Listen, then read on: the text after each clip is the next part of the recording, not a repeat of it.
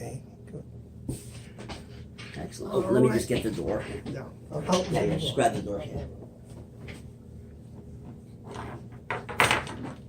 Also, we got this one.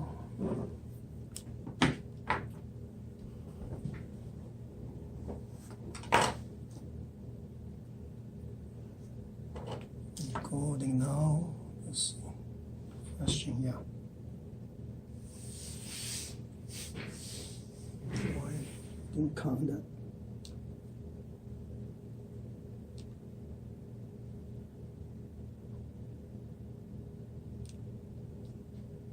Okay. Why?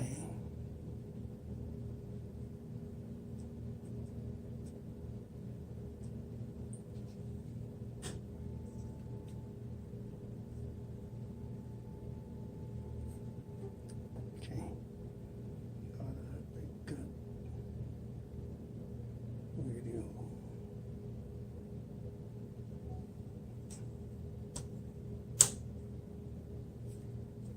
Okay, let's see. And how long do you want this to be? It doesn't matter. Doesn't matter? Yeah. Okay. Yeah, because if no question asked, then they stop it. We don't want to drag along. We don't have like our TV 30-minute show. Yeah. And also we can edit it. So that's the point.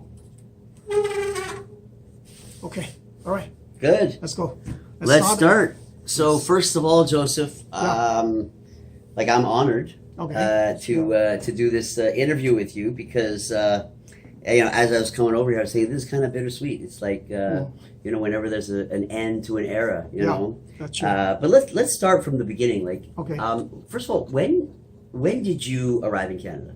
1991. In 91. Yeah. And at that time, 91. Wow, there was a lot going on in the Chinese community. It was. I would say, like from a media standpoint, there was just a lot going on at that time. Okay. You know, we had the three newspapers, the big ones. You know, Singtao, Mingpao, World Journal.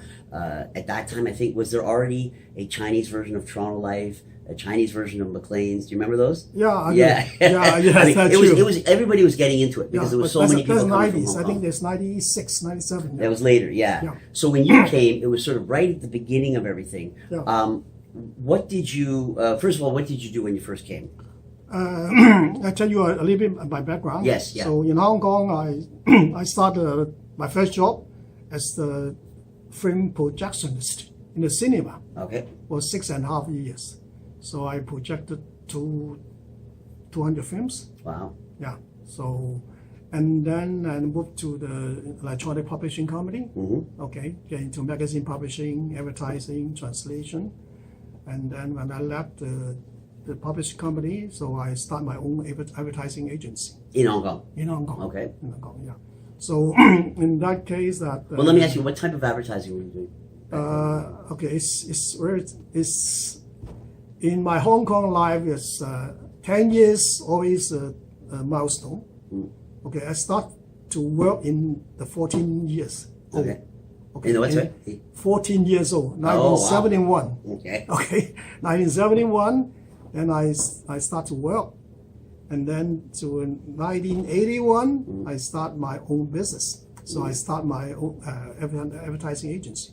The reason is that it was 1981 is the high interest rate goes up like 20+%. And my boss, like the publishing company boss, they bought an office and then say, hey, we have to lay off somebody. And then I'm the senior, let go the first. So since I'm doing the advertising, I'm the advertising manager for the company. So that means I know many clients. So then when left the company, then I began the agency for my client. Okay. All right. So you were doing everything from creative, strategy, planning, all that kind of stuff. In the publication company, then we basically it's a customer service. Yeah. It means like we sign the contract with the customer and then do the creative because it's, in that time advertising is still a new business. Yeah. So that so we have in-house some like graphic people do the in-house graphics. All right. So and then we do a little bit printing. The other time we need print a lot of catalogs. Okay. So that way I do my small agency focus on like advertising, creative, and printing, and also the placement. So Okay, that yeah. sometimes they have some Media placement, yeah. Media placement, yeah. So, Okay. And then, and then 1991, yeah. I immigrated to Canada. What was the decision to Yeah. come to Canada? Why Canada? I'm married to Canada. Ah. My girlfriend came to Canada. So Okay. say, hey, you want to keep the relationship? Yeah. I better come. Gotta come. Yes. So when you got here, Yeah. what was your intention? What did you actually want to do when you got here? First thing is that I have no connection to Canada. Yeah. So when I came 91, I only have one classmate in Toronto. All right. So there's only one friend in Toronto. Wow. So and also that's a scenario, a joke. I mean, an incident when I applying the visa to Canada. So I know I'm single, 34. All right. And then never been to US or Canada, so I applied the USA visa first. Oh, okay. Okay, because doesn't mean that I want to go to US. Yeah. But I say if I got a US visa, then I apply Canada visa would be much easier. Gotcha. Yeah. Yeah. Yeah. So then I got the USA visa, no problem, and then I applied the Canada visa, some problem. So normally you what you do is just like we go in the morning, submit my application. 2 hours normally it comes out say go. You Yeah. got the Yeah. visa. You're done. Yeah. Yeah, but in the lunchtime I still don't get anything. What happened? And then later on after lunch they say they want to see me. Say hey. What type of visa was this, by the way, that you were applying? Tourist visa. Tourist visa. Yeah, Okay. because like I can't say I came to Yeah, of America. course, yeah. Yeah. So basically what we do is they say, hey, say you're a single male from China, born in China. Yeah. All right?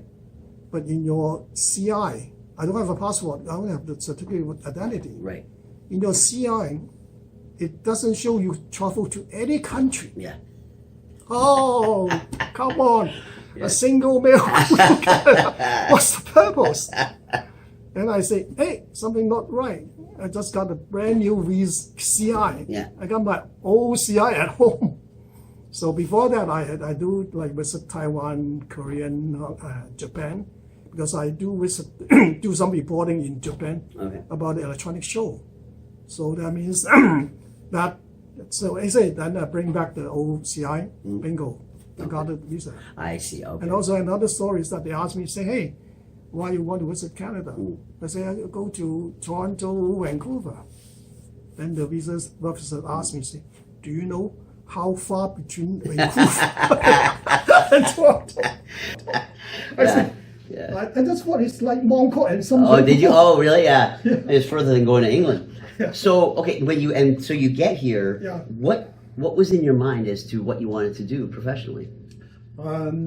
Basically, before I came, I mean, the last job in Hong Kong, I selling personal computers. Okay. Okay. So I have a small store in the Tsim Sha Tsui East. Like a retail store. Retail store. Yeah. Okay. In the commercial world. So that when I came to Canada and a friend from Wayne Computer.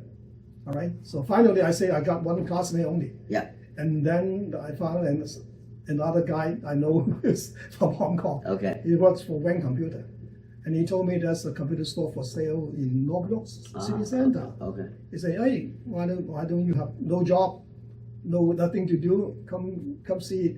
It'll be a venture." Yeah. So I go there and say, and then my friend quit at that morning. Say, hey, I couldn't come. You go by yourself. Then I went to see the store myself, and I see the store in the North York City Center. You know the Melasma Square. Yeah, and they run about 1.5 years, and they lose money.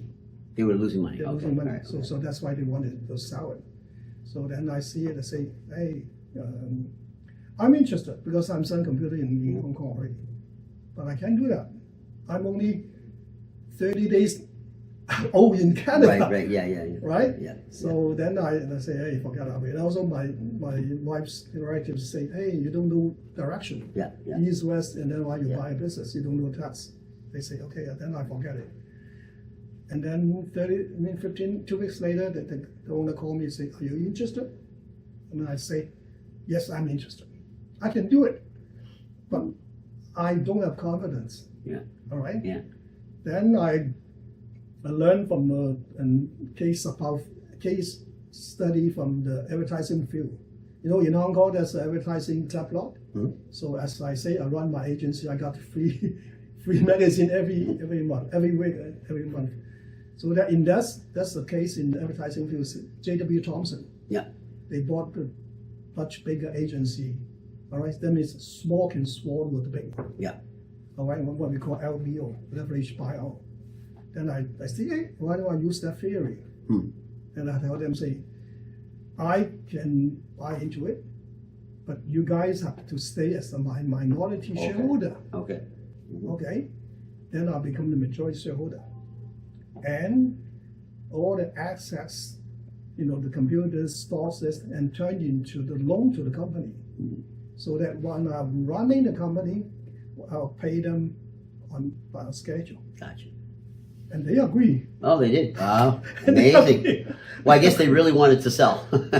No, they're bleeding every month. Yeah, yeah. All right. So although it's small, you know, they got the rental, the stuff. What did you think you could do that they didn't do that would be better? Because what you obviously thought you could do a better job than them. What did you at that time? What were you thinking that you could do better than them? Basically, I'm willing to take risks. Okay. As I say, I started my own business agency in 1981. Yeah. For 10 years, I always on my own. All right. So that means that if I take on it, worst come to worst, I lose my salary. Yeah. Yeah. All right.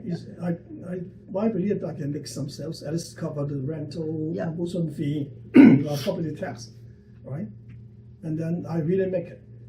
All right. So before I buy the company, they're making only $3,000 or less a month. Okay, and the rental is $1,500. You know, $3,000 in revenue is not net. Yeah. It's the core. When I go into it, the first month, $7,000. Wow. Okay, what did you do? What did you do? No, I just use my knowledge for providing. Well, how did you promote the business? How did you promote the business? I didn't promote it, but it's a good location besides the North City Hall. Yeah. Okay, my last month came a parcel every day, and the office of this government office, Petro-Canada. All right, so they are the big company. So I didn't do anything, just like use my knowledge, talk to customer. First one I got $7,000 sales. The second one $14,000. So I mean, you must have done something very different from the guys before, though. One thing I learned from the like advertising field is basically, you know, you got customer service advertising executive, or is account executive, right? You serve your account, you think not from your own side, from your client side. Yeah. What's better to them? Yeah. So on company side for me it's simple, solution. All right. So that if I can sell a solution, I can provide solution, I got a sale. All right, it's not because we are big, we are like Best Buy or Future Shop at the time, then sell the big. At that time, it's assembling computer, assembling private label. Yeah. So what I do is I do it on that side. So and also one good story to tell is that at one time a client come down to see me. You know, lunchtime many people they take the lunch break, they come down to ask some questions or solution.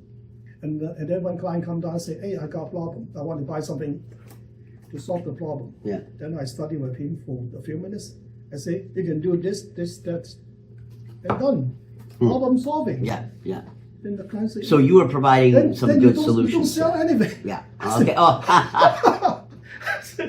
I say, yeah, well, I do. But anyway. I mean, you know, they obviously saw you as somebody who's helpful. Now, did you get into any? First of all, did you have any private label desktops at that time? Were you putting together our own name? Okay, you were. Oh, okay. Yeah, but that's only small quantity. That was small, yeah. Were and back then the profit margins on hardware were pretty good still, right? The one basically is about 10-20%. 20%. Okay, not great, not great. Did you do services? The price of the machine is big. Okay, just give you an example. I bring in my own 286 computer from Hong Kong. All right, and that time in Canada for $3,000. Yeah. All right, so that means at that time I sell computer maybe like $3,000, $2,000 something dollars. All right, if I got 10%, I got $200. Yeah. Right, but 10 years later, the machine come down to 500. Yeah. You know, still have the 10% margin, then it's definitely Right. bust. Yeah. So it's different. Yeah. So, So here you are. You're running the store. Yeah. It's 1991. What happened after that? after that, as I say, I'm very ambitious. All right. In 1995, I start my second store in Mississauga. Okay. In the Sussex Centre. Now, where were you living? Were you living in Scarborough at the time? I lived first I lived in Scarborough. I ran a semi-detached, $900 a month. Okay. And then I moved to North York, close to North York City Centre, also rental. Why Mississauga? That's also the fate, destiny. One day, a friend called me for yum cha. Yeah. He said, hey, he lives in Mississauga. Go to Mississauga. All right? And that's Sussex Centre, there's a Chinese restaurant in that building. You know, the beside the hotel. Yeah. So I went there, I see, I like this building. Very good, very nice. Yeah. All right? So I say, hey, that will be my second store. So did you have to invest a lot in inventory at the time, or you just supply as you need? The logistics in Canada for computer business is very good. I signed up with like Maricel, England. Oh, okay. Yeah. All right. Yeah. All right. So that means that I don't have to have some demo in the store, but mostly that if I can order today, I get it tomorrow morning. Yeah. All right. So that, and as I say, that's too many computer parts. You can't store everything. Yeah, you can't have everything. Right. Yeah. So that means that helps a lot. Even in Vancouver, they can ship overnight to me in the next store. So that helps a lot. Right. That's how. And so you had the second store, and then you ran those two stores for how long? Till when? As I say, I'm crazy. I want to start my own franchise store. Okay. Oh, you wanted to franchise them? I wanted to franchise. But okay. The what was the name of the store by then? What was Maxi Bite. Maxi Bite. Okay. Yeah. So then the Mississauga store, my own store, is a corporate store. So North York and Mississauga. Those were corporate, yeah. And then we have a franchise store in Richmond Hill, the Sheraton Centre. And then the fourth one is home-based franchisee. So you did end up franchising? Yes, I do 1.5 franchise. Oh, okay. One store, one home-based. Okay, interesting. Yeah. And then you ran those for like how long? Tell me the sort of the life cycle of this business. How long did you run them for? I still run in the computer business. Yeah. So I am running the Toronto TV and also the computer store. Okay, so this computer store just kept running. And computer store, they have the change to the SLUS network support company. Yeah. All right. So it's basically after the 2000, the millennium. So I see that computer store is no longer. Well, they're not profitable. Yeah. It's when I started in 1991, computer store is a technical store. Yes. People ask you what card do I need, what CPU, why I need the big hard drive, and the software. Now, in 2000, and Best Buy, Future Shops come to the market, Walmart. You can go into Walmart, pay money, get the computer, and back home. Yeah. So that means from a technical product become a consumer product. Yeah. So that means I see that the future of the computer store will be limited. So you went sort of B2B service type of thing, like helping B2C. companies. B2C. Oh, B2C. Okay. B2C. All right. Yeah, B2C. So the reason why my franchise business is not successful. So that the first thing that the franchise store in Richmond Hill, I only got 2-year contract. Okay. So I say after 2 years, if you can do your own, continue your own. So no longer franchise. The reason for franchise, I always think about like joint purchasing power, joint promotions. Yeah. All right. So then it helps. But I forget one thing, that I have to manage the North York store and help my wife running Mississauga store, and I have to still maintain running the franchise business. So that means franchise business itself is a full-time job. Yeah. All right. So that means that then the Richmond Hill they quit, and then then the home base that didn't work well. So we keep the 2 store. Gotcha. Okay. But one good thing is that I send my wife to Mississauga store. She's not a computer expert. She went there every day? She managed the store there. No, but she literally went there every day. Yes. From where you were in North York. Yeah. Oh wow. Yeah. Okay. Later on, we our house, we moved to live in Mississauga. Okay. So that I moved to. Okay. I worked, from work. So she wasn't a technical person. Yeah. If people came in and had questions, who would answer the And questions? she's good. Yeah, she was in Tech Digital in Hong Kong as a financial analyst. That's why she learned the Excel, go to the worksheet program. And then later on, when we both managed Nobel Computer. So I do the technical, she do the accounting. I see. Okay, got it. So then she work under me. Got it. Yes. Since I have the second store, so she has to on her own. Yeah.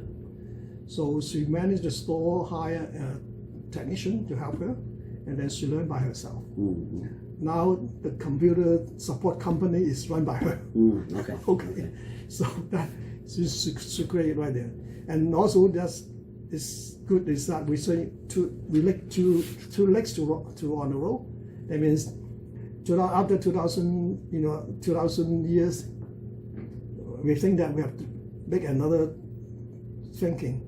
Like rely only on one store to support the family is not good enough. Yeah. Then 2003 I started Toronto TV. Okay. So that's 2003? Yes. Okay.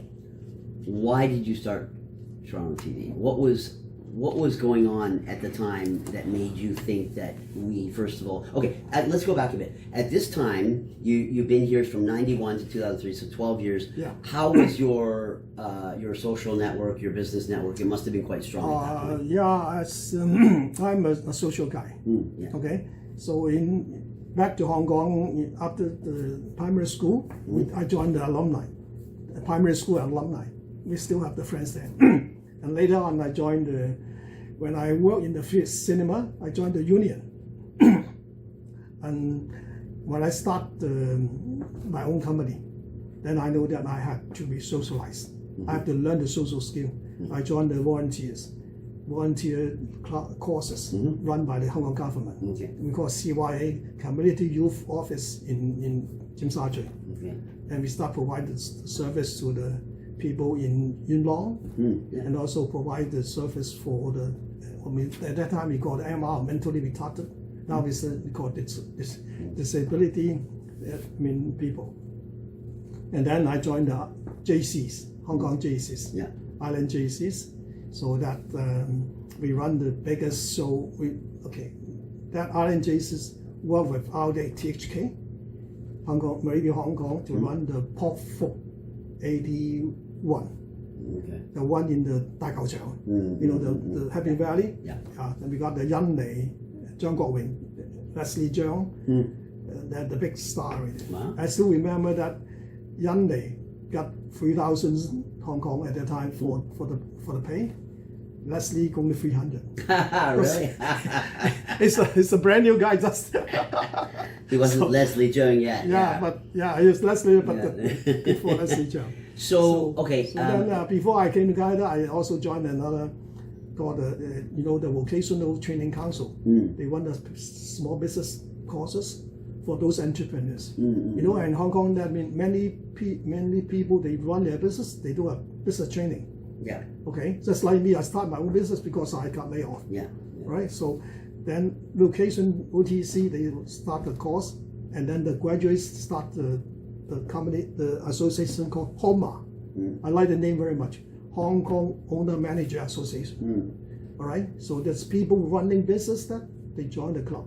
Okay. All right. So then I joined them. Although I did not take the course from the VDC, but I know the friend they invite me to it, and that HOMA later on become Zhang Yangquan's Small Business Advisory.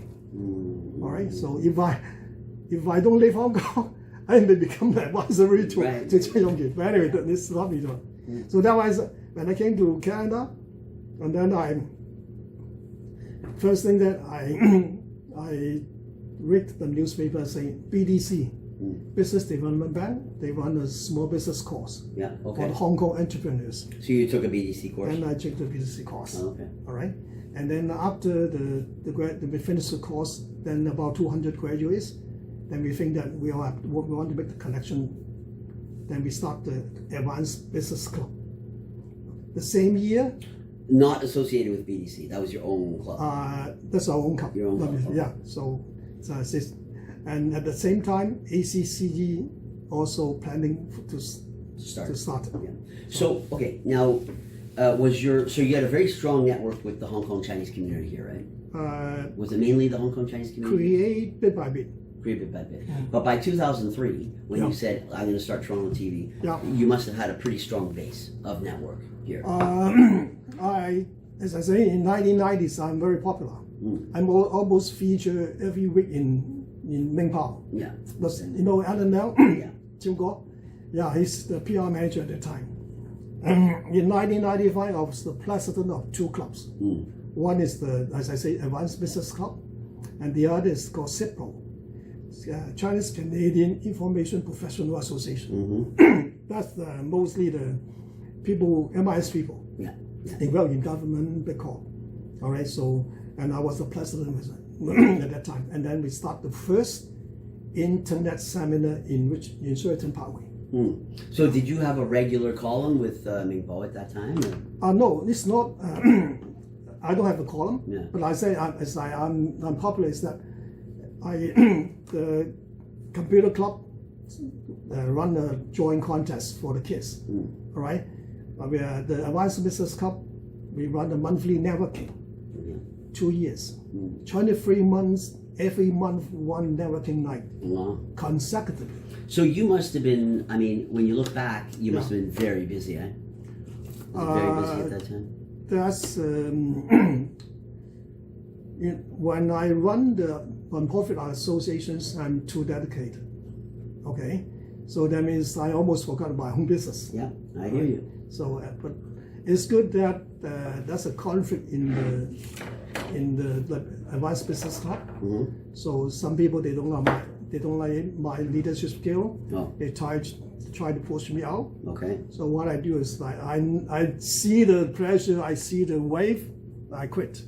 Oh, you quit. Okay. Okay. You quit. Okay. I quit. Okay. So then I found, hey, I have to come back to my office, my computer, and then to run my own business. Yeah. Because at that time I had 2 stores to manage. Yeah. After the franchise store to system to run. So did you ever find that your business suffered because of your community, your work with the volunteerism and stuff? I'm a tough guy. I tell you, in the bad times, I survive and make money. When you the 1990s, it's a bad time for Canada, right? People can come in. They come in 89, good. They got job easily. In 1991, there's no job. Lay off, you know, in NDP, in power, they got lots of problem. But for me, as I say, my sales in first, second, third month double and double. So it's because that I know how to make money. That means I have to provide solution. And the other thing is that in the bad times, we got less competition. That's true. That's true. Right? Yeah. And people, they have less money, they are more cautious. Yeah. All right? They buy wisely. They look around and say, I want the best, I want the solution, I want the economic thing. In the good times, people have money. I don't buy it from the small guy. I buy from the big guy, right? That's name brand, right? I want the Mercedes and the German car. So it's the difference. So that's why I say, in the tough times, I really know how to work with it. Yeah. So 2003, what was happening that made you say, I want to start Toronto TV? Yeah. I start to know the web TV technology in 2002, and then it's basically simple. I learned the technology and sell it out. Okay, just like you learn the software and sell it out from another company. So no, but you okay? Look at the if you look at the media landscape back in 2003, did you feel like there was the need for something else? Were you trying to fill a gap? Yeah. Then go back to my media background. As I say, I started in Hong Kong as a media electronics publications, right?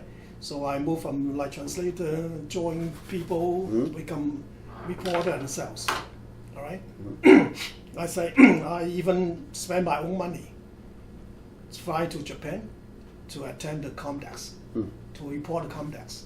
So my boss want to report, I like to go, but they don't give me any money. The hotel, right? So I spend my own money. All right. So in that case, in the chance that I'd also joined the HKJA, Hong Kong Journalists Association. So the Hong Kong Journalists Association, I become the committee member. All right. So that means I meet with like the big media, Hong Kong, Hong Kong, Ming Pao, Sing Tao, people that. So I say I really like reporting business. I'm not studying journalism, but I'm self-made.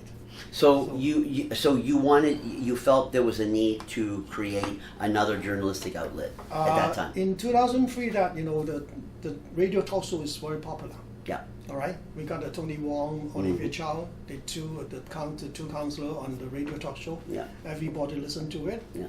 So then we found that there's only half an hour every day. Yeah. That's not enough channel for different voices. Gotcha. Okay. So you wanted to increase the amount of content that was It's out not me. It's a guy called Thomas Mann.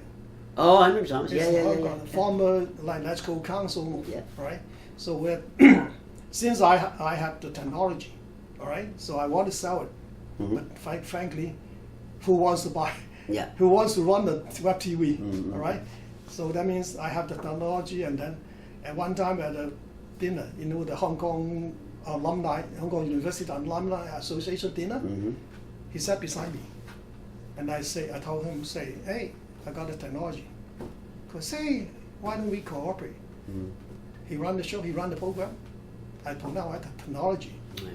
Then Gotcha. and then at the same time, he doesn't have much chances to appear at the radio show because he's new to Canada. All right, so then he wanted to do something about news and read like 10, 20 papers every day. Yeah. So then we found together, we run the live show, all right, every Friday, 8 p.m. Outside my Toronto computer store. Oh, okay. The memorial, that's a big like open space. So who was your audience at that time? At that time, we don't care about the audience, all right? So Why? first thing that nobody knows web TV. Yes, you're right. It was very early days. And everybody. So what was the point? Was the point to archive the material for future posterity, or what was it? So let's see. So at the time, I had the technology, but I don't know how to operate. I don't have practical experience. All right. So that I think if I run a web TV, then at least I know how to run it. Okay. At least I know how to fully use the technology. Right. And when you look at TV, look at programming. Programming, that means that since Wen Sai Chang, the Thomas Mann, he wants to work with me, then we cooperate to work with talk show every Friday, then we start the live show. So we invite guests and then we do the live stream. At that time, we do a little live stream. Okay, so wow. And then early days. And after that, and also we cut it and then save individual because we got different interview and different program show. So at that time, how we do we even do the long distance streaming. We conduct to Hong Kong, do a live interview. Wow. So how we do that is that I have the video capture card in Toronto. Yeah. So that I put on the address and tell Hong Kong, you go to web browser, key in the address, they can see us in Toronto. I mean, Joseph, these are early days. 2003. Early days. Yeah. But the point is that that's the 96K modem speed. Oh yeah. All right. Yeah. When you see that, there's the coupler. Right? Yeah. So that's how it works. Then how can I solve the sound problem? I use a long distance. All right. When you look at voice, I use the speakerphone. Then company with Hong Kong, phone technology have been 100 years. Yeah. So it's good quality. So when we look at the video, then I can see Hong Kong side because they don't have the card, but they can see us. Oh, I see. Okay. All right. Okay. So then we do the side. So it's one-way video, two-way sound. Okay. Yeah, and then that's why we do the live stream with Hong Kong. Wow. So, yeah, and we look at the audience. They say basically it's not much audience. Okay, because at that time it's the called Comcast. Yeah. All right, it's 1-to-1. It's streamed from my laptop. Yeah. All right. If the viewer connected, that'll be one user. The second user come in, the one user bounce out. And so people complain, say, hey, I hear the sound, but the screen choppy. Anyway, doesn't matter. I run it for a year, except the Christmas. Then we close, and every Friday we do a live show. Wow. Yeah. So that, but from 2003 to 2005, we do some programs. Yeah. And later on, I know that because from the first 2 years, zero income. All right, I spend money to. It doesn't sound like you were doing it for money though at this point. As I say, I want to sell it. Yeah. But from day one to now, nobody asked to buy it. So, Well, I mean, even back then, it would be hard to explain to people what it was, right?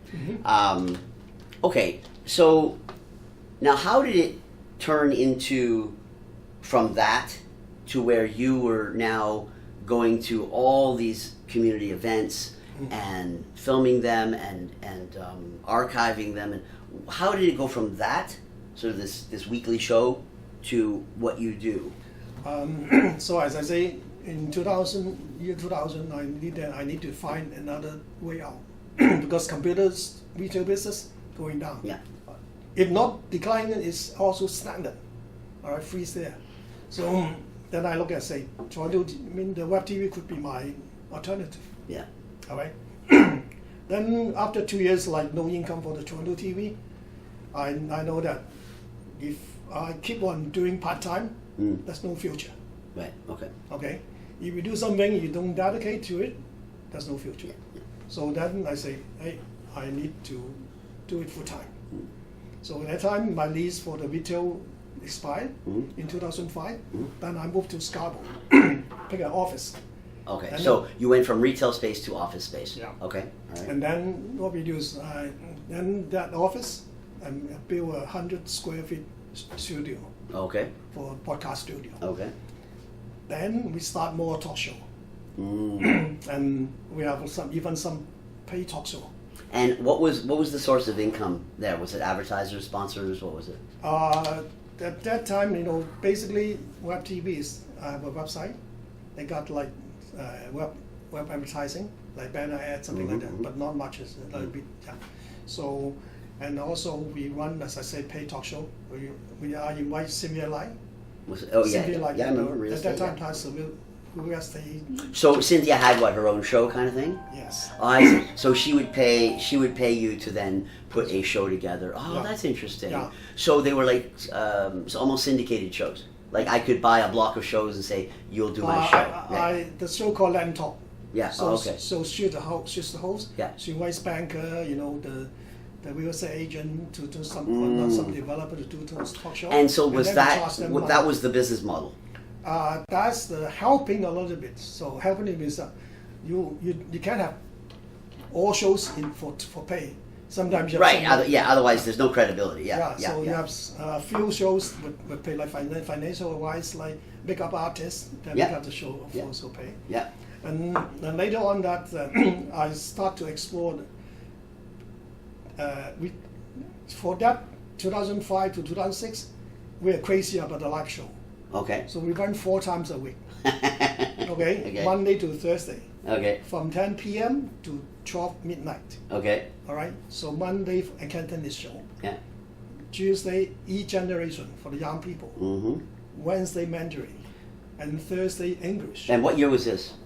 It's 2006 to 2007. 2006. Okay. 2006 to 2009. Yeah. Okay. Okay. So, and then that's nighttime. Daytime, then I go out to reporting.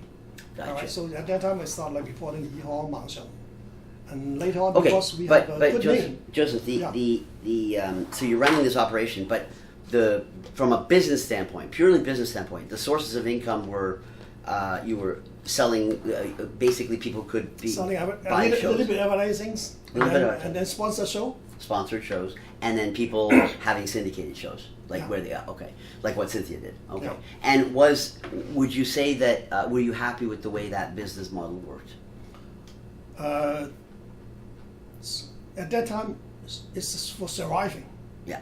Okay, every dollar comes in. Yeah. It's good. I pay for my camera, my rental. Mhm. All right, although it's not enough, but at least keep it going. Okay. And besides that, I also do a lot of like shooting job. Okay. I All go after ACCE. Yeah. Or at the beginning, few years, all the shows, all the business seminar. You were contracted. Okay. And then, So how did it start that you, like, pretty much all the community events, there's Joseph with the camera recording all. How did it get to that point? That point is that, as I say, we have a good name. Yeah. We call Toronto TV. All right? So that means we are not limited to Chinese community. Yeah. All right? Perfect, yeah. We even run the talk shows for South Asian community, for Philippine community. All right? So that means that at the beginning, we go out to try to find a news source. And later on, the news source comes in. All right? Okay. The news source comes in, and then... Well, you would get copies of press releases, and you would know where to go. Yeah, that's true. And how did you see where you fit in among Omni, Fairchild, and later, Wow TV, and all these companies that have CRTC license? Where did you see that Toronto TV fit in with the whole grand scheme of all the media that was out there? It's good about Canada's internet licensing. So when we start with called internet TV, web TV, so we don't need license. Yeah. All right. So you don't like a traditional one. So that means give me the open area, open platform. Yeah. Then we go in there. We work side by side with Omni, Ming Power Singdong. All right. For mainstream media, we even work with side by side with CBC. I guess none of them really thought you were a threat, right? You were complementing the whole landscape, right? You were complementing the whole landscape. Because we are small. Yeah, and it's great. I mean, you have the ability, and you're nimble. Yeah. In the beginning, we also got one example. Like I would go to do a TDC events and work with like CBC, CB24. At the beginning, at that time I was inexperienced. Use a small camera, I mean smaller than what they have, and then try to get a position and one be front down, so they don't feel the camera don't feel happy. When it's side by side, it bounce me. Then I know that I have to learn to work with the other people. Yeah. All right. So then later on, we always work side by side. All right. Even though I give the best position for the CBC when we're shooting the fashion show. Yeah. So that means that I learned it from experience. Yeah. And how the scenario is that it's because that the length of video in internet is unlimited. Yeah. So we complement with what Fairchild Omni. All right. Yeah. They do 2 minutes show. They have 30 show. seconds, 45 seconds. All right. 2 minutes show. I got 3-hour show. Yeah. All right. Yeah. And then we start to upload to Google Video. We upload 3 hours show there. When you first join the YouTube, you only get 15 minutes. Yeah. Right? So when you start uploading video online, it's 2007. Even YouTube doesn't exist. Yeah. When Google buy the YouTube, they merge with YouTube, then we move to YouTube. Okay. So we are one of the most, so that's why when we join YouTube there, no limit for us. Yeah. All right? Yeah. So, and it fit in the scenario is that basically Chinese community is pretty big. I think 90 is about 300,000 people Chinese there. Well, in 90, from the early 90s, Yeah. it was a 3-year period where 348,000 Chinese came in. Yeah. That's a lot, Yeah. just from Hong Kong. Yeah. So when I look at the media serving the community, I mean basically the channel is not enough, especially on the news wise. Yeah. All right. So then that's why we fit in. Then we start to, as I say, I do 40 different talk shows from 40 hosts, one host, one show, and then we cover the community events, right? So that means like starting accumulating the programs, all right, archiving the programs. So then bit by bit, run by run, and also what I do is I do a full spectrum. I take myself as a media. That means from politics, news, entertainment, culture, fundraising, community, fashion show.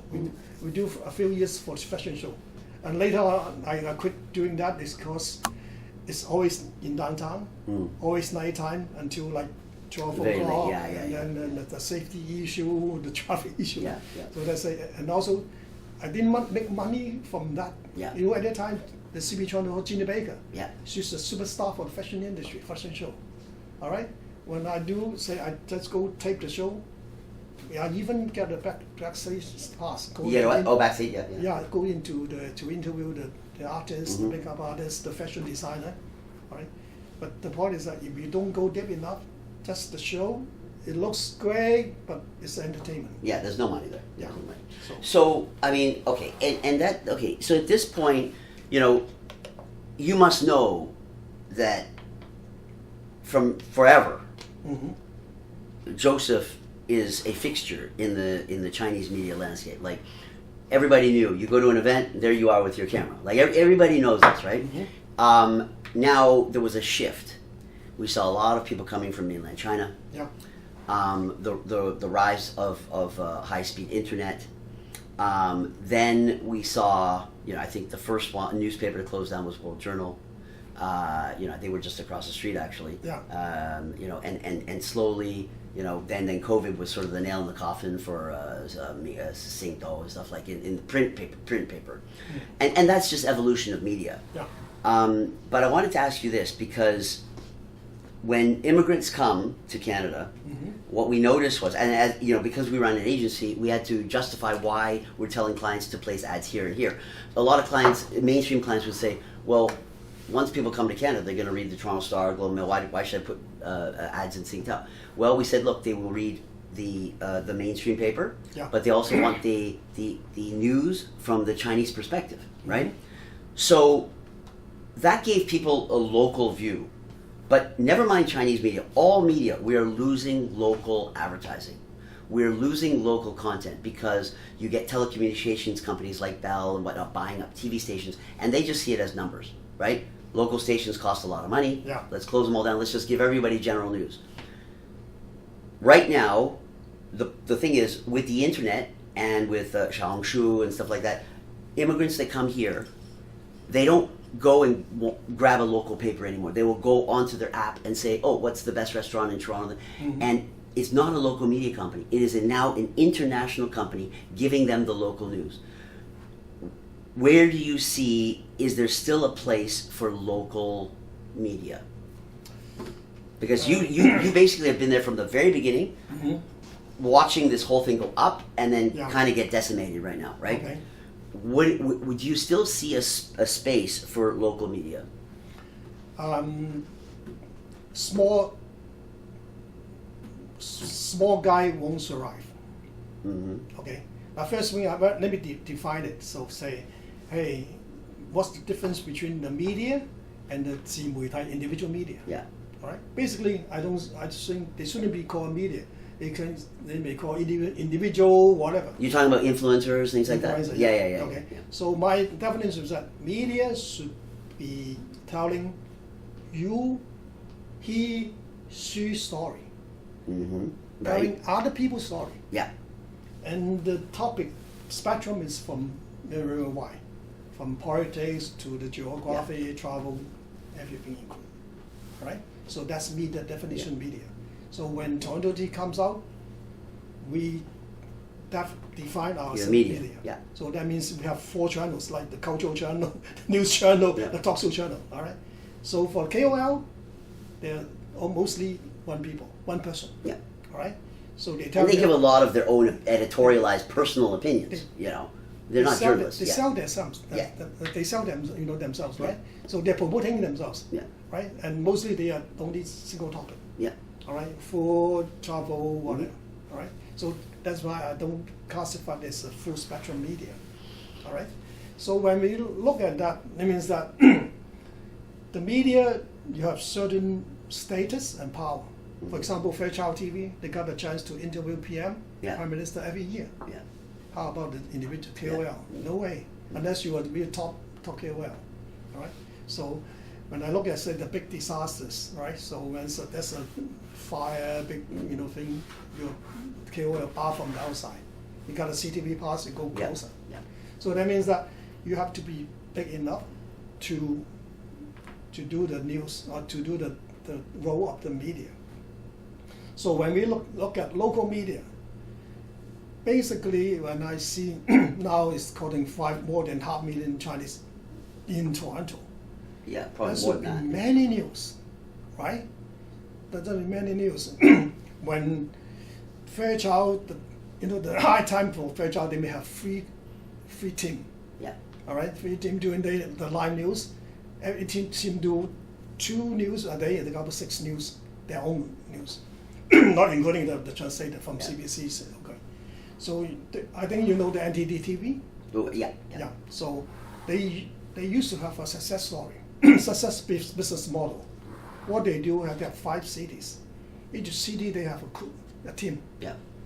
Each city do 2 news a day.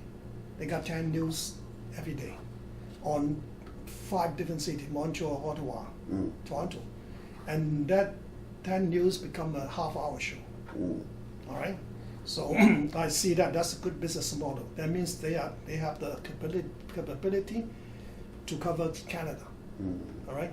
So, but now they don't have more. Maybe it's running out, like budget running. Yeah.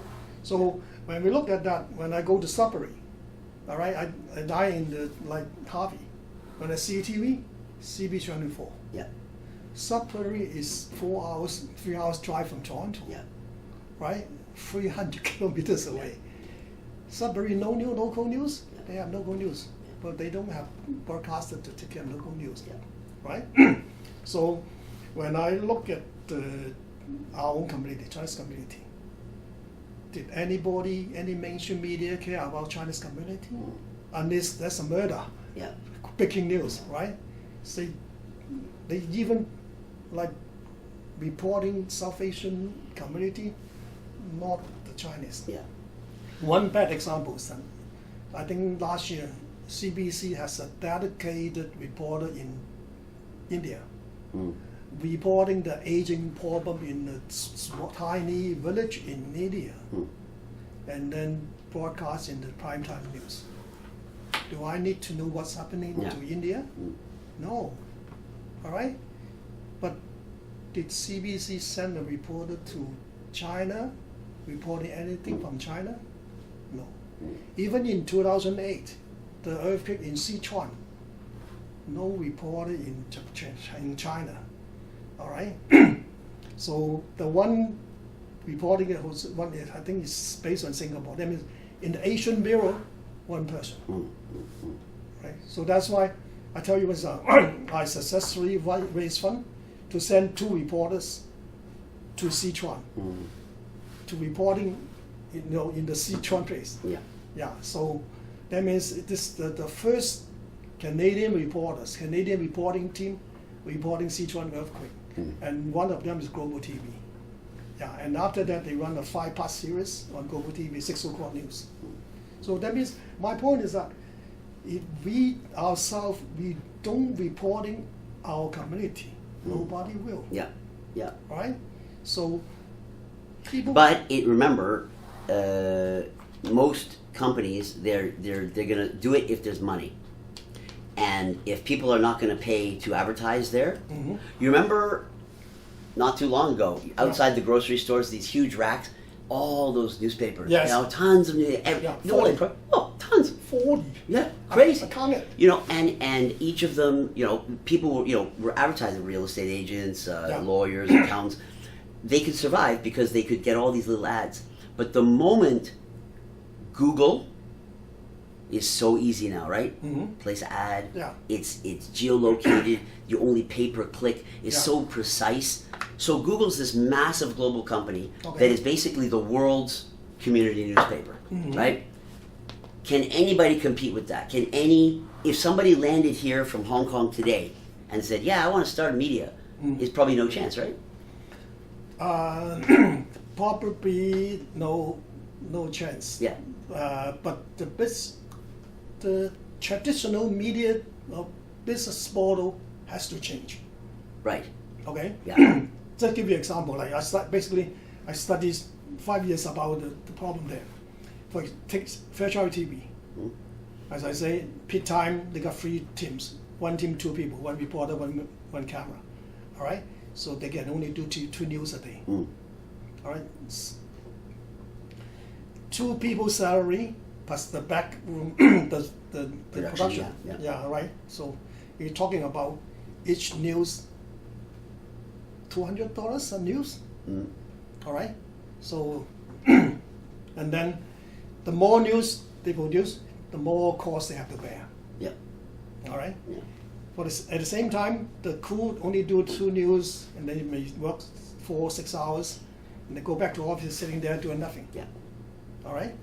So that means that in terms of like incentive, the cost wise, it's not working. It's too costly. But my proposed business model, we turn the KOL or the individual reporter work with the media. For example, you're the reporter. I see all what right? you're saying, yeah. I pay you $200 a day. You do 2 news. And you live in downtown, you only do downtown. Okay. Don't go to Mississauga, don't go to Toronto, don't go to Markham. All right? City halls have issues, you go there because you live in downtown, you're the first one to go there. You don't need to go to office. You don't need to finish that online, send it to me, bingo. No. I don't care what you do. After the 2 news, you go to swim. Do whatever you want, Okay, but do you feel like legacy media, like the CBCs of the world, you know, they're always begging the federal government for more money, otherwise they won't exist. Are they just such big giants that have not figured out how to operate in a more lean environment? They have to change, right? No, the CBC model has to change. Yeah. The change is that they have to be focused. Okay. When you talk about CBC, well, they've gotten rid of all their local affiliates, right? No, there's no more local affiliates anymore. We forget about CB has drama. Yes. Okay, has sports. Yes. Has entertainment. All right. So these are not news. Yeah. All right. That means that CBC model is competing with CTV. Yes. It's a full service TV. Yeah. You only have 1.6 billion from the government every year. Why don't you specialize on news? All right. So Canada need a national government funded TV for sure. All right. So that when Carney go to China, CBC can go with it. All right. So, but the point is that please focus on news. Let CTV, let Global do the entertainment. All right, then you can combine the resources more. All right, so that's funny. But for small guy, medium guy, we fit in the middle and small range. Okay, let's talk about local ethnic media then. Yeah. We've got basically Rogers and Omni. Rogers, Fairchild. Yeah. The Fairchild model still is operating on a very old model. They're still doing beauty contests and I mean, wow, they drama. Still, right. And then a lot of the programs they buy from overseas are quite old. Mm-hmm. I can get all the latest dramas from Hong Kong right on my phone. Yeah. So I'm not going to watch Fairchild. So TVB always competing with Fairchild already. Exactly. So what do you think those kind of media companies need to do to stay relevant in today's market? Okay. So, as I say, go back to the focus.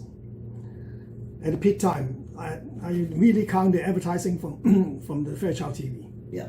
For the prime time, 8 p.m. to 10 p.m., they have 2 dramas. Yeah. All right. For that 2 dramas every day, they got millions of advertising dollars. Every hour, 20 minutes. All right. So 30 seconds, one spot. Yeah. Or you're talking about at least 20, 30 spots. At the peak time, they got selling $300, $400 a spot. All right. When you count on 2 hours, only that 2 hours supporting the whole station already. Yeah. Okay. So that means that's the golden times. Right. Now that they say the TVB anime is here. All right. And also before that, that's a tape rental business. Also TVB dramas. I wasn't competing with the Fairchild business. So that means that they have to change the model. All right. First thing, every media has to cut costs. Yes. Okay. Cut costs because they are too bureaucratic. Right. It got so many layers. Yeah. And the Fairchild's pretty lean now. They've leaned it a lot. Yeah, Fairchild. they lean and, as I say, break the traditional employment model. Yeah. Okay, work with the freelancer, work with the contractor. All right, you pay what they get you the good quality stuff. All right, it's not that they pay anything you pay for the stuff, but what you should say, just like buy stuff, I pay for the good value. Yeah. All right. So in China, they're already doing that called the 在播放. The production and show is to the TV station only manage broadcasting. Yeah. Production company produce the TV show, movies, and then they sell to everybody. For them, they got more sponsors. They get more outlets to selling them.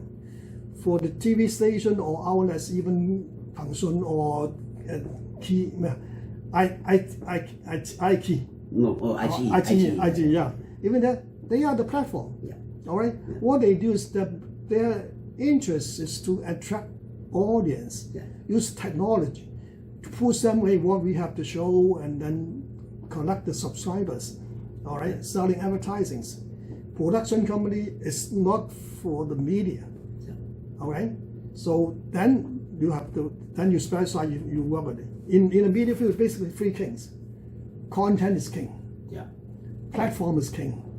Technology is king. I want to talk about platform now. Yeah. You look at the STMG model. So they got rid of the newspaper. Yeah. They still have some good print magazines. But most of their content is now being pushed out, not on their own platform, but through Instagram. So what do you think of that model, where you use an existing platform, but just push your content out on those platforms and try and get as many subscribers as you can? What do you think of that model? Because you control less. Okay. Yeah. So social media is media's lover and enemy. Lover means that through social media, we expand our reach. Yeah. But social media cut our profit. Yeah. Give you one example. Like I put our video in China, Youku, Yeah. the YouTube version of it. When I click on that, it show RBC advertising. Right, because they sold that out. They sold that advertising. Then I say, oh my God, I'm the Canadian content provider. Yeah. I'm the Canadian company. RBC is the Canadian advertisers. Canadian advertising money go to China, and then split 1% to me. Yeah. Yeah. Then what's the future? Yeah. All right.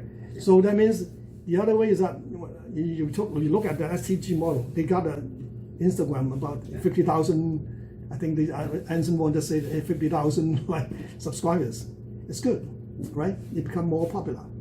But on the other hand, What's the revenue stream? then you still no money. Yeah. All right. If 50,000 going to buy newspaper, you got what? Yeah. Yeah. All right. If 50,000 listen to the radio, then you got lots of revenue. Yeah. Yeah. So then we have to think about how to keep the value. All right. Now, we didn't talk much about radio. Radio, even across the board, seems to still be doing quite well, because radio fits a different narrative. When people drive to work and drive home, a good radio host is like your friend. Yeah. You know, and it's different than streaming. Streaming is not live content. With radio in the morning, I'm going to hear my best friend talk to me while I go to work. Radio seems to be, and it's something that you know when you're driving, you can't look at a screen. And what do you think the future of radio is? The limitation of the video is the time spectrum. Right. You got limited Of course. Yes, All right. Yes. So although you say I got like 12 hours broadcasting time, And you are regulated by the CRTC as well. Yeah. Yeah. And as I say, you broadcast 12 hours, but what are the effective hours? Yeah. Morning driving time, 6 to 9. Yeah. Afternoon rush hour, 6 to 8, 5 to 8. Yeah. Four. Yeah, 4 to 8. Right. So that means you're. And then the morning drive, afternoon drive, everything else is filler. Yeah. And also, you're also limited, as I said, controlled by CRTC. You have limited advertising hours, right? Yeah. Of course, the more listener, you can increase your rate, but there's still a limit there. Yeah. Right. So that's the limitation. Yeah. And so, and the other thing is that, when it's between you and me. When somebody tell me that the radio model now is become another scenario, right? That when you look at the 2 radio stations, they have lots of events, all right, and they find that when they run like singing contest, dancing contest, all right, they easily to get sponsors. Yeah. People willing to pay more money for the sponsors or the remote RB. But after the events, the ROP, or we call it ROP, nobody want advertising. All right. So when people say, "Hey, when you have events, call me." Yeah. For normal advertising, run off the ad. Sorry. And you know, I mean, everybody does that. We even do that, right? For our clients, right? Tell us when you have something special, or we want to do an RV. Yeah. Okay, now the other side of this, if you like the audio format, the other side is podcasts, which we haven't touched on. What is your take on podcasts? Because you don't have the CRTC limitations. Okay. But the bar to entry is so low. Like you and I can start a podcast in the next 5 minutes, brand new, with our software on our phone. Yeah. There's millions now. I mean, just so much competition. It's very hard to differentiate yourself. But if you are a good, popular podcast, you can do very well. I'd love to know what your take is on podcasting. I see podcasts is basically we have a video on demand, like YouTube. Like podcast audio on demand. Audio on demand, yeah, right? Yeah. So we got lots of programs, people click on the game. But that's the content side, it's good. But what about where the revenue? All right, where the money comes from? Yeah. All right? Yeah. So, but basically what we see is the best model is the CP24 model. All right, when Synfix comes out with the OTT, I tell them, say, oh, CP24 is the best. All right, you got the live TV show there, you got the traffic, you got the weather, you got the breaking news, right? People will listen to it. Why don't we turn radio show become a CP24 show, right? So as I say, tell Anson, come on, you got 8 hours program, all right? So you want people not only listen or look at what's happening in the Singtel radio, get video, right? So that make it CP24. Then people besides the traffic hours in the office, CP24 is the basic channel for all the business, right? Like the CNN or the BNN, for the business, right? So I think at one time they tried to put a webcam in the radio broadcast room, all right, showing showing a webcam. Well, most podcasts are all videotaped now too, right? But the other thing, I mean, they even are streaming, showing the streaming. Like we are video. The DJ, we talk in the studio. We got the webcam showing we're talking together. But the bad thing, the good thing is that you can see what you're talking. You got the news, the information, but there's no visual. All right. So when we look at my live broadcast in 2006, I got free video source, 2 camera for later on. We are doing it individual. We got a computer for the third source. We show the video, we show the PowerPoint. All right, we switching from camera source, camera 1, camera 2, camera 3.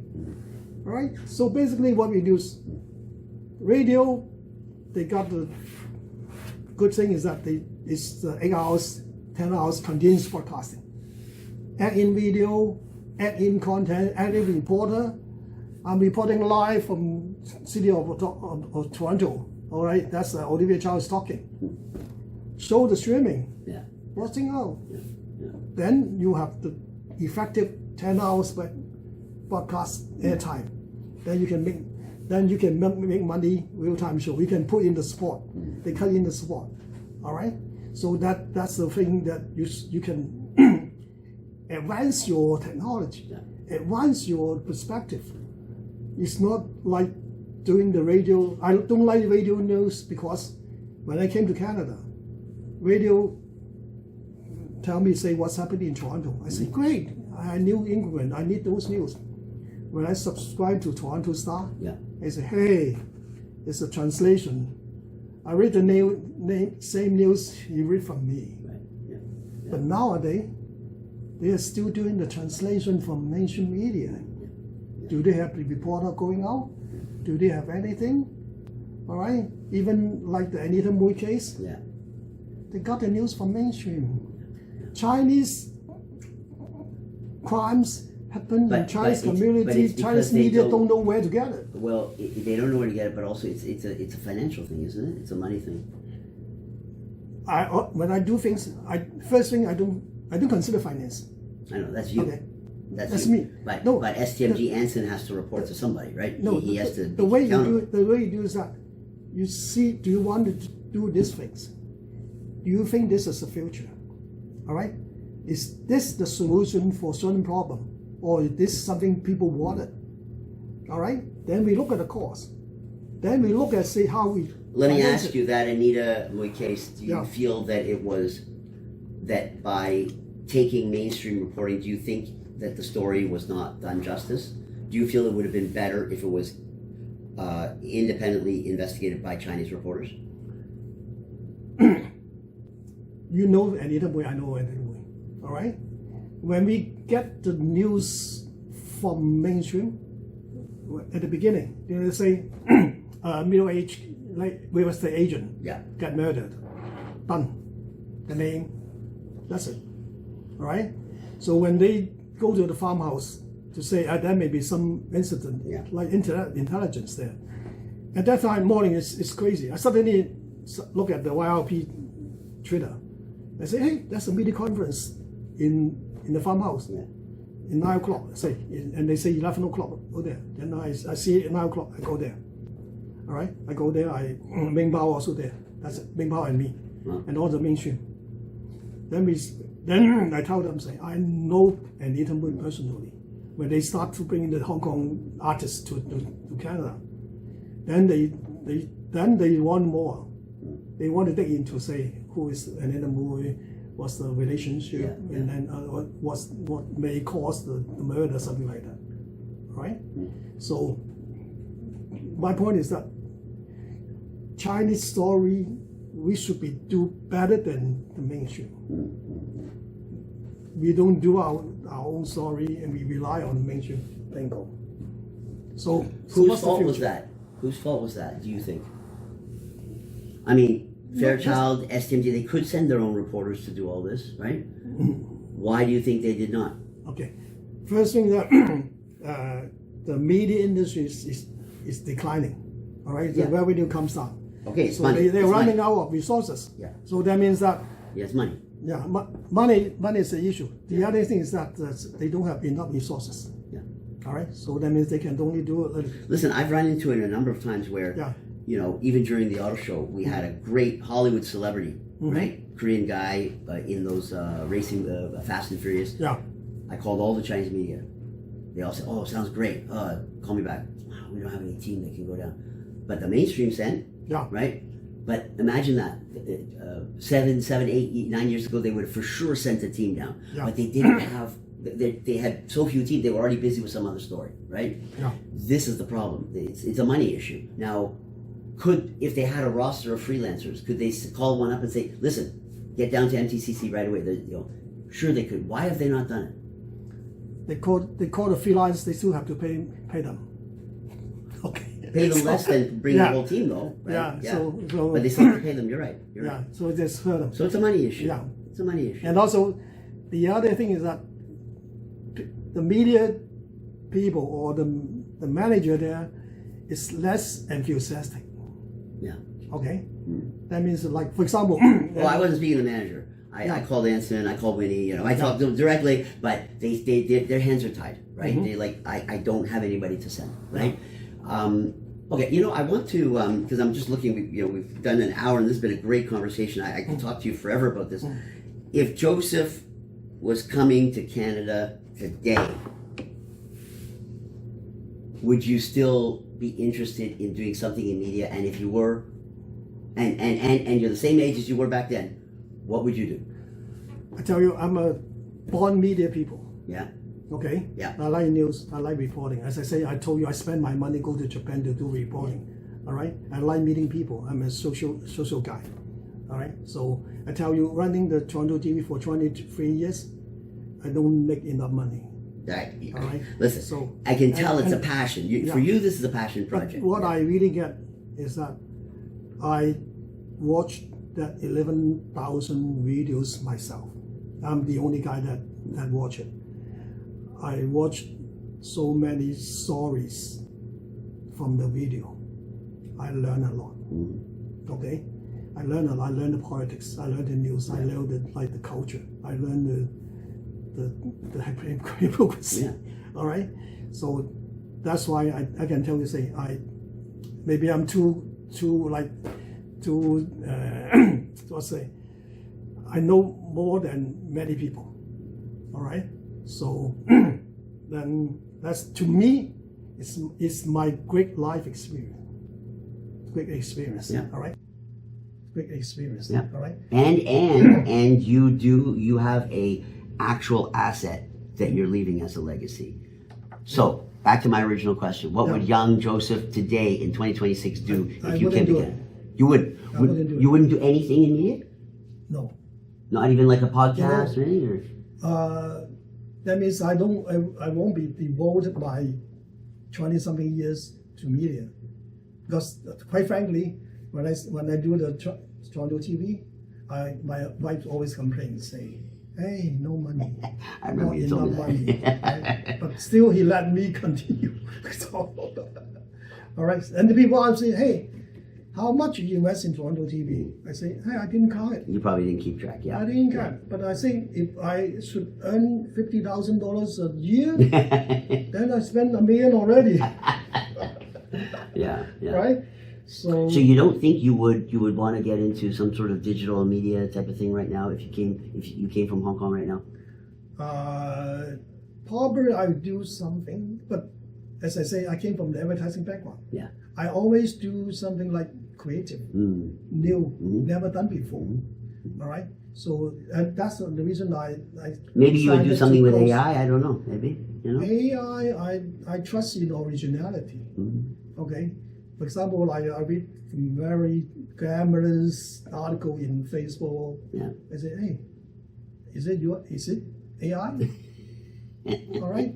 So for me, very organic, very generic. I tape the event, editing, output to MP4. I know the process. I remember the process. Now it's, hey, you start it and then to the destination. Yeah. There's no in between. That won't become your stuff. Yeah. Because you don't know how to get it. You're right. Right? Yeah. I mean, everything has changed. Yeah. What are you going to miss the most, Joseph? If you're sunsetting on Toronto TV, what are you going to miss the most? I miss nothing. But I miss nothing. I treasure my process. But I should say 1,000 times thank you. So you're just very appreciative. Yeah. Yes. Without the volunteers helping us for the programs. Yeah. Without the sponsors, with some advertisers. All right. If those people give me news pieces, informations, I can do the Toronto TV. Can you tell me give me a story to close this off? Yeah. Something that if I asked you the entire history, what is maybe one or two anecdotes of things that really stood out in your mind, like that were funny or amazing or just like eye-opening? What were some of the things that stood out? Maybe meeting famous people what about embarrassing? Sure, anything that set up. Tell me something. Okay, embarrassing. And one time I go reporting in downtown. It's a dance drama. Yeah. All right. A dance drama? Dance drama. What's that? It's called. It's a show? It's a dance show. Oh, dance show. Okay, yeah, for mainstream in the downtown. Okay. It's called Remy Rich. Remy Rich. No, it's a classical like 18th century, those with like costumes like. Okay. Yeah. So and then they call me. I do the interview already, and they say they have a rehearsal, just rehearsal. Tell me to get some footage. I go there and drive to downtown. Where was it? The studio is in the Girard and Broadway. Okay. Okay. Then I drive there, knock on the door, nobody answer. Okay. Call them. Hey, we changed to the ballet school. The ballet. Down on Queens Quay? Down Queens. Yeah. Not ballet. National ballet troupe. The one on not the Queens Quay. Oh. In Church Street, I think. Oh, okay. Yeah, okay. down right. So they moved location. They moved okay. location. Then I drive there. Okay, National Ballet. Drive there and they have been on rehearsal. So raining, parking Friday evening. Yeah. Parking, very hard to find a parking on the street, side street. Find parking, get my tripod, camera, and then umbrella. Raining. Go there. First night from Richmond Hill drive to Broadview, Eastern Chinatown, and then drive to the National Ballet Center. It's more than an hour, 1.5 hours. Oh yeah. All right. Then raining. Then I say I need to pee. I knock on door, nobody answer. Oh my God. Call them, nobody answer. So then I go to somebody's backyard. and then somebody yelled, "Hey, what are you doing there?"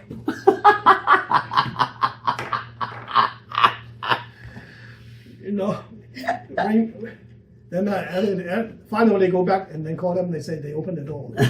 Then they're still doing the rehearsal. What I do, I go to washroom. Yeah. And they want to drive up my clothes. And then I go out and do the shooting. Was it worth it? You got a good story? Yeah, it's good. Yeah, Story. okay. Yeah, at least a good experience. Yeah. So what's next for you, Joseph? And then answer your questions. Yeah. I think the 11,000 video. Yeah. The value is not the quantity. It's the content.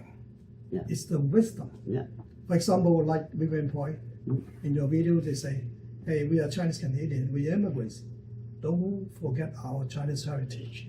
Very important. Bingo. Yeah, very important. Right? Yeah. So then some Taiwanese immigrants say, "Hey, born in China, raised in Taiwan, now settled in Canada." Yeah. So what's the future of Chinese Canadian? Yeah. Right? We are good at money. We say at one time a banker told me, say 1.25% deposit is by the Chinese in the bank. Right? We are financial rich, but we are powerless. We look at the politics, right? Say we are the banker. Mm-hmm. The parties need money. Hey, long, money. Yeah. When the minister position, sorry, no way. At one time, I asked, when there's not many Chinese candidates for federal politics, I asked Michael Ignatieff, the then leader, say, will there be a Chinese candidate? His answer say, we have to let the opportunities to other ethnic people. Wow, so what's going on, right? Yeah. Well, that's a very big topic. Yeah. In fact, that's a whole another hour. But I think I know what you're saying, though. But now people enjoy like they are all enjoying parties, like spending money. Yeah. No problem. Like enjoying anything good. Do you have time to think about some serious stuff? Yeah. Right. So yeah. That's I get it. I totally understand what you're saying. Yeah. So, okay. So what is next for you? What do you want to do? So basically, I'll stop reporting after July 2nd. Yeah. All right. And we're going to have a big event. Then I'll probably become an audience of participants. But is there a project that because you have the media side, but I can tell you're thinking about a lot of other things like the identity of Chinese Canadians. Yeah. Where does our power go? Do we have power? How do we centralize? How do we have a voice? Is there another project that you want to work on that's not related to journalism, but say now I'm going to help the Chinese community to have their voice? Is there something you want to do? Yes. Okay. Give us a teaser. It's simple as that. I mean, now I'm fully tied up, full dedicated to Toronto TV. Once I retired, that means I only do some like refining the YouTube channel, putting more keywords, finding, and that's a light job. So I will do some consulting work What kind of consulting? Consulting work is basically what I see is that from journalism, what's the future for journalism? I even told a young reporter, say, hey, you have to leave the media because there's no future in the media. And she will listen to me and she quit and then become the political assistant. All right.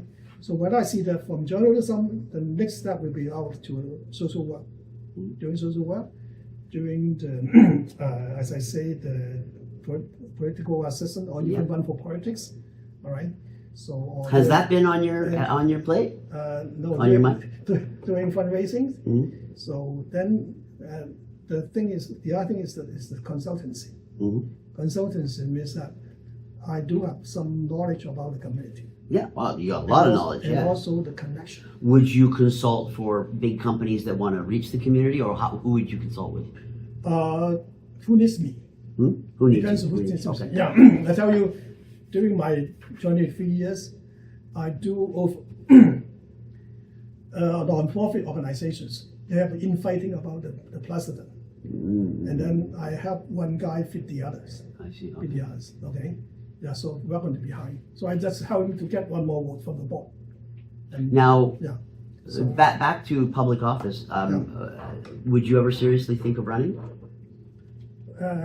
Jean Yip and also Son Chen, Amanda told me, say, hey, you should run for politics. I say, I'm shy because I don't want to argue. I don't like arguing. So that's why you have a lot of experience. Look, arguing is one part of it, but there's so many other qualities of which you have. I don't like quarreling. I don't like arguing. That means I'm not good for politics. You say, hey, you should say marijuana is good. And I say, hey, you take it. I don't give that. That's my attitude. I like to work behind the scene. Okay. I used to work for the biggest data research company called IDC, International Data Corp. Yeah, I was the consultant for a few months. Yeah. So then I read that report, and then what I would do is that I would think that Chinese community need a think tank. Yes. Think tank. Yes. Okay. Actually, that is something that we are missing. Yeah. I know that CPAC has been trying to basically rebrand itself as a think tank. Think tank is I think you're absolutely right. Yeah. Because if we had a good, reliable think tank, Yeah. we could advance the cause and our whole identity. Like APEC. Yeah. That's true. But Interesting. when you look at CPAC, say, it's only focused on the mainland Chinese. Right? Yeah, When it's quite Toronto is narrow. good, that I cover Hong Kong, Taiwan, Yeah. and then mainland Chinese, also CBC. Yeah. So that means the Toronto give me a better opportunity over there. Yeah. So when we look at that, we have to look at the whole spectrum. Yeah. All right. So and on the other hand, that you want to do a think tank, you don't have information, you don't have data. Yeah. Right. Of course, they say I can rely on public data. All right. Public data, are they true, false, good? All right. Can you use it? Something like that? No. So basically, now I have some data. Yeah. All right. So that through that I can continue managing it. And then even though besides the Toronto, I do some publications. I do the Chinese Canadian directory. All right. Okay. Yeah. Yeah. So that means I surveyed 200 different organizations, and also follow other the celebrities. I follow the ACC award recipients. Yeah. My award recipients and Chinese Canadian legends. Yeah. Okay. Those are the three. That means like officials. Those like award. Yeah, they're great small programs. guy, They're great programs. then they are not. And those, if you count on that, that's about 1,000 to 2,000 people. Yeah. And that's the main core. You know, at one time, a mainland Chinese immigrants, he wanted to be the leader of the society. He came to me say, can you help me? I said, yeah, I can. I was suggest you do the 100 Club. The what, sir? 100 member club. Oh, okay, yeah. All right. Build an association, invite 100 people from different backgrounds, form your associations, then you become the king. All right.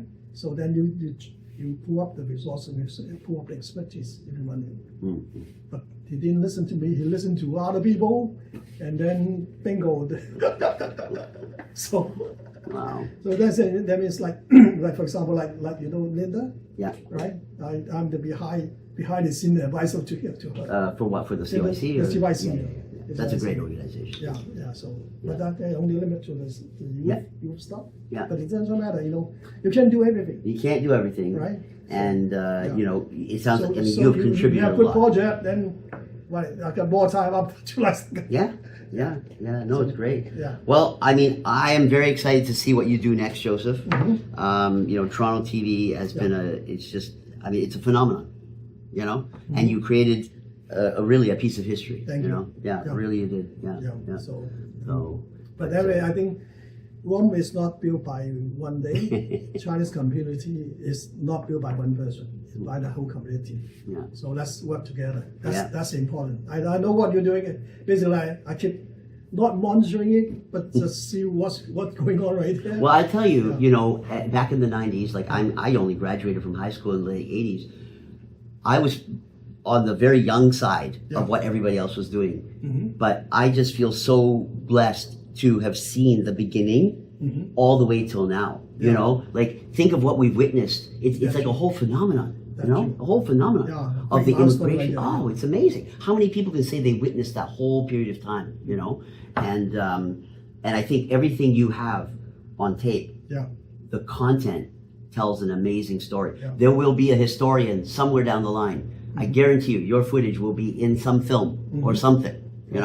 Because that's how it is. I mean, nobody was documenting. You were documenting things that nobody was documenting back then. Nobody. Right. I'm not only reporting. I'm documenting. Yes, you literally captured it. Yeah. Even the Ma Wanzhou case. Yeah. Global TV used my John McCollum's footage. Really? Oh wow. But you see, even more important than those stories is when I look at, I've gone before today, I went on YouTube, saw some of your old clips and stuff. I say, even things like, how did people dress? What music were they playing at that party? It says so much about that time, right? And that's beside the news. We look and say, oh, look at how they wore their clothes. What were they doing? What were they raising money for? That's what I do. So I go to the UN. Yeah. I do observations. Yeah, it's very important. Just seeing talk to a guy. Yeah. Who's that guy? Yeah. So what about they're talking? Yeah. So that's the thing. Yeah. Even at one point, Castro asked me in his interview. He said, "Hey, you are really, we asked tough questions." I say, like we all study marketing, 5W, right? Who went home. Those are the standard questions. Yeah. Think out of the box. Yeah. Do something different. Yeah. When John Tory, before elected, run for mayor, everybody asked him, "Hey, what's his policy?" I asked him, "What about your health?" Yeah. All right. Then he told me, "Hey, what's the question?" Then he told me he's running every day like a 26 guys. At that time, many politicians they got the problem with the health. Yeah. Right. They got their gut surgery. So I say, hey, politician is really stressful. Well, it's a very stressful job. Stressful, Yeah, it's very stressful. Back and forth, Ottawa, no fun, right? So So what I do is that because I'm old enough and also long enough, so that I know where they come from. Yeah. Before they got elected, I know them. So that's why I can ask tough questions. Yeah. And it's great. You see the whole picture. The whole picture. Yeah. I don't annoy them, but I say I want something true to the heart answers. Yeah. And right now it's hard. When you do reporting, it's all the standard media release. Right? Yeah. They tell you boring. They tell you what they write, not their thing. Well, it's the problem is it almost looks like it can be written by AI. Most of those answers, Yeah, and then when they read from the template and the AI stuff. Yeah. So what's the point? Yeah. Right. Yeah. And then you don't dig into the real story, the real truth. Yeah. The news become worthless. Yeah. Anyway. Well, thank you, Joseph. Yeah. Congratulations on just such an amazing time, and I'm looking forward to the event on July. Yeah. Okay. This will be fun. We have some rules. No celebrities, just friends. Okay. No officials, just casual. Yeah, that's great. I look forward to that because we don't have enough events like that. Just people. I Right. try to pick something different, right? We got two main greetings, right? Yeah. It's wasting a lot of time. Let's enjoy the dinner. Let's have fun. I agree.